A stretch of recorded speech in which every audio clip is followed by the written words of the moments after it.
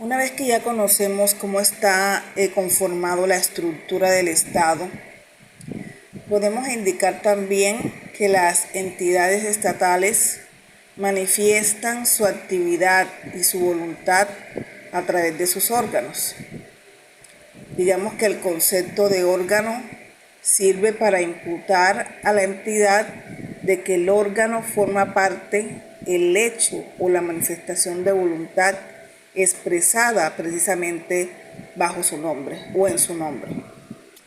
Y ese órgano comprende un conjunto de atribuciones, comprende un conjunto de competencias que serán desempeñadas o ejercidas a través de una persona física determinada que hoy llamaremos servidor público o funcionario o agente del Estado. Según algunos autores, el órgano sería en realidad la suma de los dos elementos que comprenden un cúmulo de funciones individualizadas y las personas llamadas a ejercerlas. Nosotros adoptaremos un primer concepto que nos permite diferenciar más precisamente los derechos y deberes del ser humano llamado a desempeñarse en la función. Esos dos conceptos son órgano-institución y el órgano-individuo. Esto quiere decir, en otras palabras, que estamos frente a situaciones que no se confunden. Una es la repartición de atribuciones en diferentes unidades y otra es la imputación de una conducta al Estado. También una tercera sería la situación del propio funcionario, que recaería en la actuación individual del funcionario. Ahí podríamos decir también que entonces el órgano y la persona del funcionario se integran en una sola. Sin embargo, el funcionario tiene dos voluntades y dos situaciones distintas, según sea el modo en que actúa.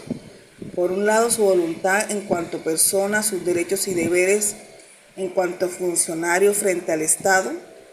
Y segundo, su voluntad orgánica en cuanto desempeña una competencia del Estado, de ese órgano estatal o de esa institución.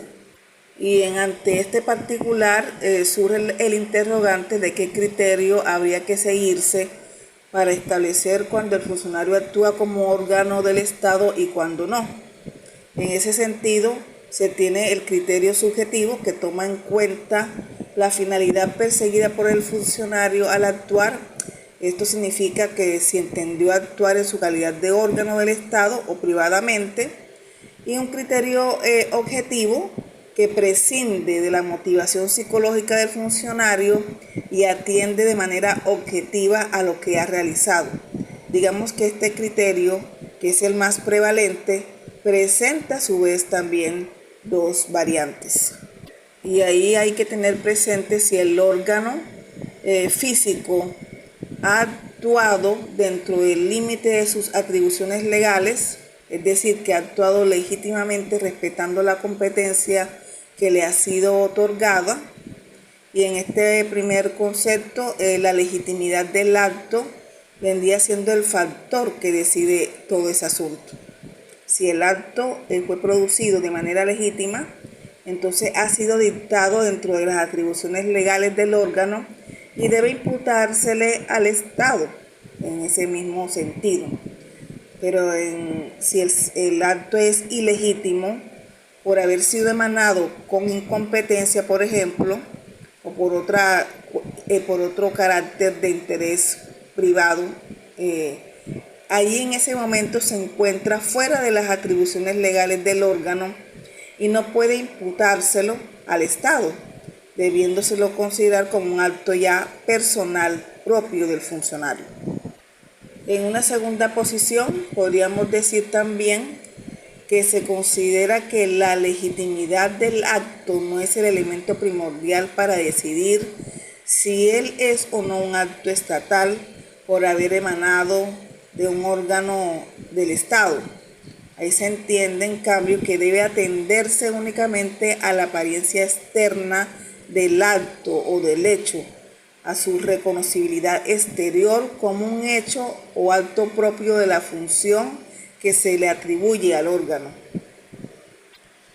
y es por ello que habría que determinar si un acto o un hecho puede ser regular o irregular, legítimo o ilegítimo.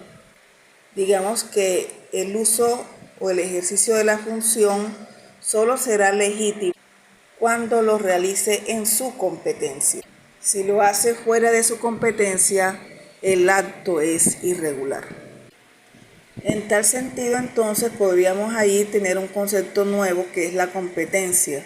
La competencia que vendría siendo el conjunto de funciones que un agente puede legítimamente ejercer, y ese concepto de competencia da así también la medida de las actividades que de acuerdo al ordenamiento jurídico corresponden a cada órgano administrativo. Es decir, es su actitud legal de obrar, y por ello se ha podido decir que incluso formaría parte esencial e integrante del propio concepto del órgano. En derecho público, la competencia de los órganos no se presume y debe estar otorgada en forma expresa o razonablemente implícita por una norma jurídica para que pueda reputársela legalmente existente. Ahora, la competencia hay que tenerla también presente en varios aspectos.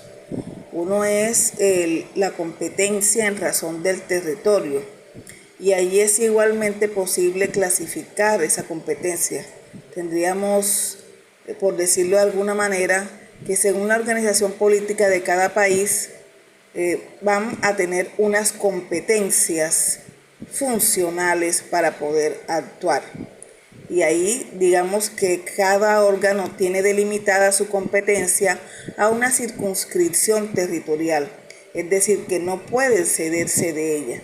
La incompetencia sería en tal caso absoluta si la extralimitación es muy grave. Y esta competencia territorial se da mucho más o se refleja mucho más en el aspecto local, no en los organismos nacionales o de pronto federales, por decirlo de alguna manera, sino más bien conflictos que pueden suceder de competencia con los organismos locales, precisamente en razón del territorio.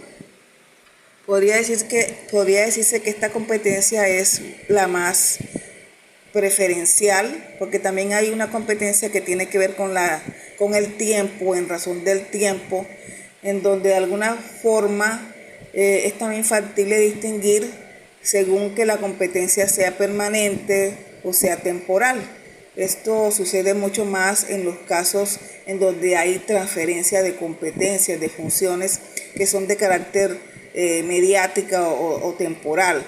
Por ejemplo, una delegación que se transfiere unas funciones por un cierto tiempo o para determinada situación o actividad.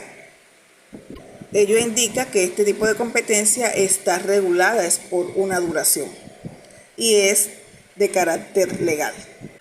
Otro concepto importante a tener presente todo servidor público es la legalidad. Este es un principio constitucional y legal que rige toda la función administrativa, en donde todas las funciones deben someterse a un ordenamiento jurídico. Y precisamente uno de los elementos de ese principio de legalidad es la competencia. Y otro elemento importante es el procedimiento administrativo, que ya sería el camino, los pasos que se deben materializar para lograr que todas las actividades y todas las actuaciones encomendadas al servidor público se puedan cumplir con efectividad.